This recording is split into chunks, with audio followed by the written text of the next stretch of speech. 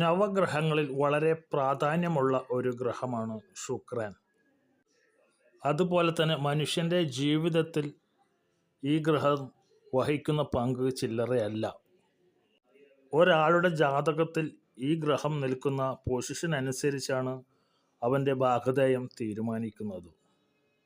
9 നവഗ്രഹങ്ങളിൽ സൂര്യനാണ് നാഥൻ. അതിൽ 4 ശുഭഗ്രഹവും 5 പാപഗ്രഹവുമാണ് ഈ മണ്ഡലത്തിലുള്ളത്. ശുഭഗ്രഹങ്ങളിൽ തന്നെ ശുക്രനും വ്യാഴനും അതുല്യമായ പങ്കാണ് മനുഷ്യജീവിതത്തിൽ വഹിക്കുന്നത്. ജീവജാലങ്ങളിൽ ലൈംഗിക ചേഷ്ടകളും ലൈംഗികതയും ഒക്കെ സൃഷ്ടിക്കുന്നത് ഈ ഗ്രഹമാണ്. കാമത്തിൻ്റെ കാരകനാണ് ശുക്രൻ.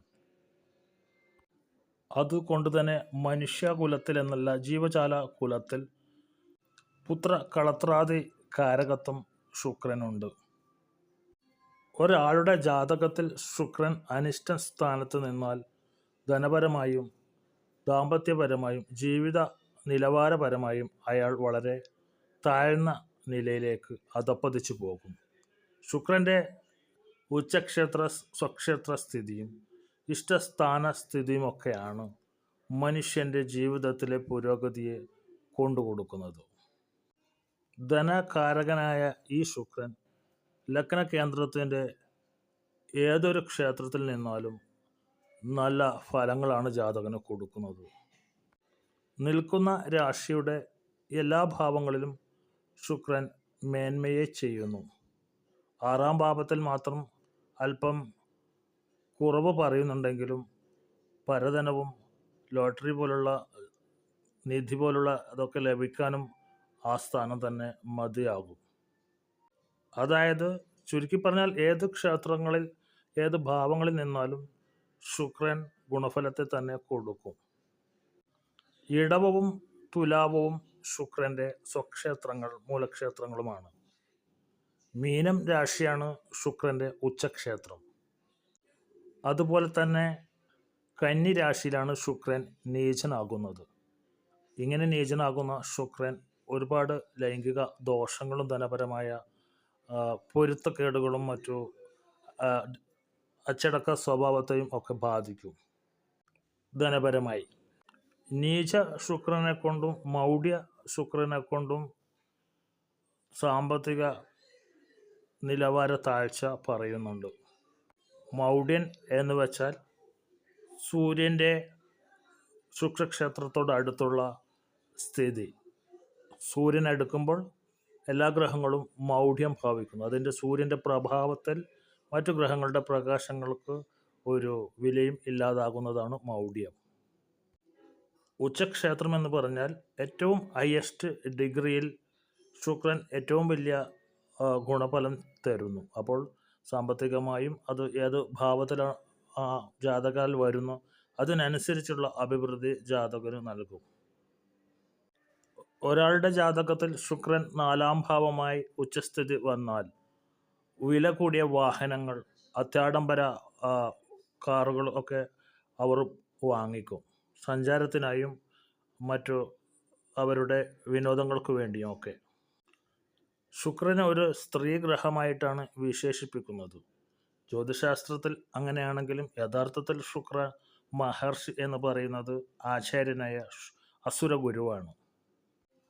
വ്യാഴത്തിനെ പോലെ തന്നെ ധനപരമായും മറ്റു സാമ്പത്തിക അഭിവൃദ്ധിയും ഒരു മനുഷ്യന് ഏറ്റവും വലിയ ധനാഢ്യനൊക്കെ ആക്കാൻ ഈ ശുക്രൻ വളരെ തത്തുല്യമായിട്ടുള്ള ഒരു ഗ്രഹം ആണെന്ന് തന്നെ പറയാം. മാളവ്യ യോഗമാണ് ശുക്രൻ പ്രധാനമായും ചെയ്യുന്നത്. പഞ്ചപുരുഷ മഹായോഗങ്ങളിൽ ഈ മാളവ്യ യോഗം പെടും. ഈ യോഗമുള്ളവർ പലവിധത്തിലുള്ള കലാപരമായും സിനിമ, ഡാൻസ്, നൃത്തം, സംഗീതം, പാട്ടുകൾ തുടങ്ങിയ പെർഫോമിംഗ് ആർട്സ് ഒക്കെ ആയിട്ടുള്ള എല്ലാവിധ പ്രോഗ്രാമുകളിലൊക്കെ പങ്കെടുക്കുന്ന ആളായി മാറും. ശുക്രൻ സ്വക്ഷേത്രത്തിലോ ഉച്ചക്ഷേത്രത്തിലോ ഒക്കെ നിൽക്കുമ്പോൾ ഒറ്റയ്ക്ക് നിൽക്കുന്നതാണ് കൂടുതൽ ഗുണഫലങ്ങൾ നൽകുന്നത്. വാഹനത്തിൻ്റെയും ദമ്പതികളുടെയും വീടിൻ്റെയും ഒക്കെ കാരകനാണ് ശുക്രൻ. ശുക്രൻ സ്വക്ഷേത്ര ബലഭാധിപനായി 4-ാം ഭാവത്തിൽ നിന്നാൽ നല്ല വാഹനങ്ങൾ ലഭിക്കുമെന്ന് പറഞ്ഞല്ലോ. അതുപോലെ തന്നെ നല്ല വീടുകളും ഭവനങ്ങളുമൊക്കെ ലഭിക്കും. ശുക്രൻ 4-ൽ സ്വക്ഷേത്ര ബലവാനായി നിന്നാൽ ഇരുനില വീടുകളിൽ താമസിക്കാൻ ഭാഗ്യമുണ്ടാകും. കട്ടില്, ശയനോപകരണങ്ങൾ, കിടക്ക, ബെഡ് ഇതൊക്കെ ശുക്രനെ ഇൻഡിക്കേറ്റ് ചെയ്യുന്നു. സുന്ദരി, സുന്ദരന്മാർ, സൗന്ദര്യമുള്ളവർ, വർണ്ണത്തിൽ വെള്ള നിറമാണ് ശുക്രൻ്റെത്. ഒരാളുടെ ജാതകത്തിൽ ശുക്രൻ ലഗ്നാധിപനായി വരികയാണെങ്കിൽ അവർ വളരെ സുന്ദരന്മാരായിരിക്കും. അവരുടെ സൗന്ദര്യം എല്ലാവർക്കും ഇഷ്ടപ്പെടും. 20 വർഷമാണ് ജാതകത്തിൽ ശുക്രദശ.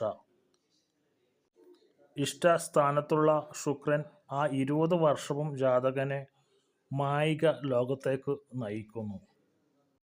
ശുക്രദശാ സമയത്ത് മറ്റുള്ള യാതൊരു വിഷമതകളും ജാതകനെ ബാധിക്കാറില്ല. ആ സമയത്ത് അതിൻ്റെ കാരകമായ വിവാഹം, വാഹനം, ഭവനങ്ങൾ, മറ്റു സയോപാധികൾ ഇതൊക്കെ അവർ വാങ്ങിക്കൂട്ടും. ബാല്യകാലത്തിലാണ് ശുക്രൻ വരുന്നതെങ്കിൽ അത് മാതാപിതാക്കളിലേക്ക് പകരാൻ സാധ്യതയുണ്ട്. ബാല്യം വിട്ട് കൗമാരം പ്രാപിക്കും വരെ അതൊക്കെ മാതാപിതാക്കളിലേക്ക് വന്നു ചേരുന്നു, അതിൻ്റെ ഗുണഫലങ്ങൾ. ചുരുക്കി പറഞ്ഞാൽ ഒരു മനുഷ്യജന്മത്തിൻ്റെ യൗവനാരംഭത്തിലാണ് ശുക്രദശ വരുന്നതെങ്കിൽ അവർ സമൂഹത്തിൽ മറ്റുള്ളവർക്ക് അസൂയ ലഭിക്കുന്ന വിധത്തിലുള്ള ഗുണഗണങ്ങൾ വാരി വിതറിക്കൊണ്ട് ജീവിക്കും. മറ്റുള്ളവർക്ക് കാണുമ്പോൾ അസൂയ തോന്നുന്ന വിധത്തിലായിരിക്കും അവരുടെ ജീവിതം. അവർക്ക് ഭാര്യ, കുട്ടികൾ, വാഹനങ്ങൾ, വ്യവസായ വ്യാപാര സ്ഥാപനങ്ങൾ, സ്വന്തമായി വലിയ വലിയ ഭവനങ്ങൾ, കെട്ടിടങ്ങൾ ഇതൊക്കെ സ്വന്തമാക്കി ജീവിക്കുന്നത് കാണാം.